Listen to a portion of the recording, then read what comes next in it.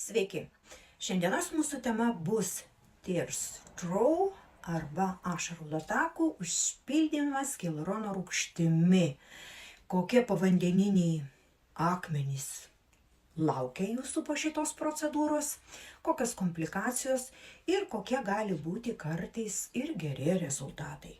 Taigi, dėl kokių priežasčių taip atsitinka, kad tokios vagos atsiranda mūsų veide?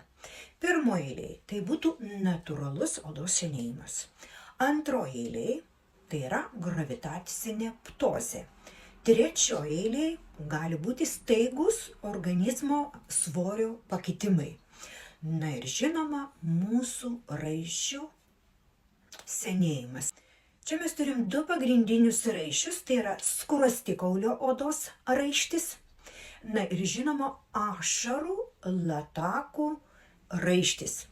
Ir kada mes turim vieną bendrą riebaliuką čia, viskas ir atrodo gražiai, bet kaip tik tai raiščiai prasiskiria ir riebaliukai įsidalina į dvi dalis. Ir čia atsiranda toks griovys. Nors žinoma, gali ir po pačia akim atsirasti grioviai.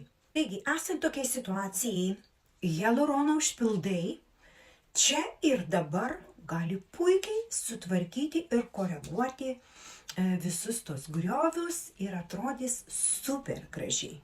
Bet yra tie povandeniniai akmenys, kurie laukia jūsų, jeigu ne už 2 savaičių, jeigu ne už 3, tai už ilgojo periodą, netgi ir už metų.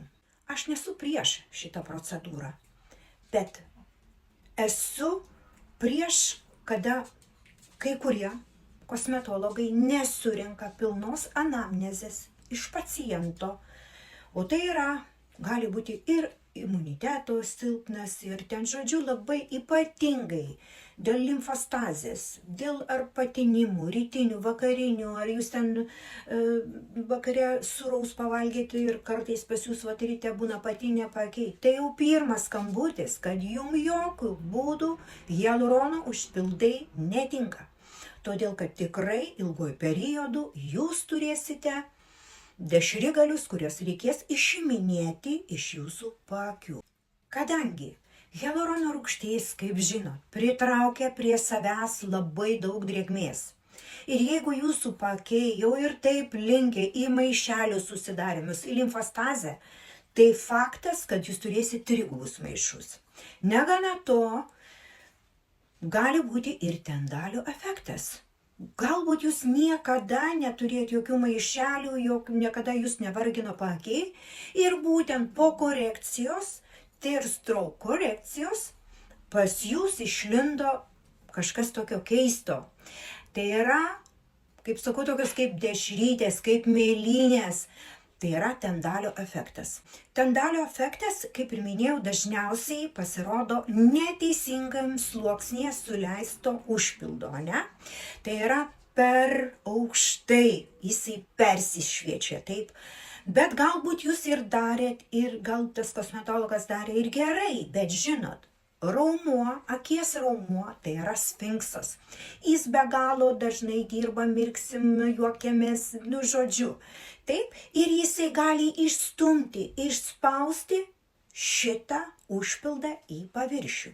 Tai gerai, kad jeigu tik į patį paviršių mes jūs ateinat pas mus, mes jį galim paprastai išimti. Bet su amžium dar yra kita problema, kad mūsų skeleto kaulas sunyksta. Ir jeigu jūsų aukščiau, būtent periorbitalinės zonos reiškiasi, kaulas buvo aukščiau, jis galėjo dabar sunykti. Ir jeigu jūs jį pačiupinėtumėt, galbūt jis jau turi tokį tarpą, nesakykim. Ir jeigu šitas užpildas papuls ir raumuo užstums už jo, o tada tai bus rimtos problemos. Dabar jau šį stipriai prigazdinau, žodžiu, bet užbaigimui noriu pasakyti tik vieną. Dabar jūs pati puikiai žinote, ar jums daryti, ar ne. Ar jūs esate tas pacientas, kuriai reikalingas šitas užpildas, sakykime, ir jūs neturit jokių priešparodymų. Tai taip, jūs galite ateiti ir mes puikiai sutvarkysim, nes šitą injekciją atliekam dažniausiai kaniulę, daroma yra giliai po raumeniu, yra dedamas užpildas ir dažniausiai mes turim labai gražų, kaip sakykime, rezultatą. Tiek maišelių susidarimui, tiek tendalio efektui didelę reikšmę turi hialurono rūgšties užpildo kokybė. Aš dažniausiai naudoju Redency No. 2, bet jeigu jūs galvojat, kad yra kažkoks neaiškios kilmės, geriau atsisakykit nuo tokio produkto. Taip pat labai tankio tūrio hialurono rūgštis irgi gali sudaryti jums šitokią problemą. Suprantu, kad jūs labai daug prigąsdinau, nors iš tikrųjų šita procedūra yra be galo nuostabi, duoda čia ir dabar puikius rezultatus, bet jūs turite žinoti, arba jūsų kosmetologas turi daryti apklausą didžiulę, pasikalbėti su jumis anamnezę, ar jūs esate tinkamas kandidatas būtent šitai procedūrai.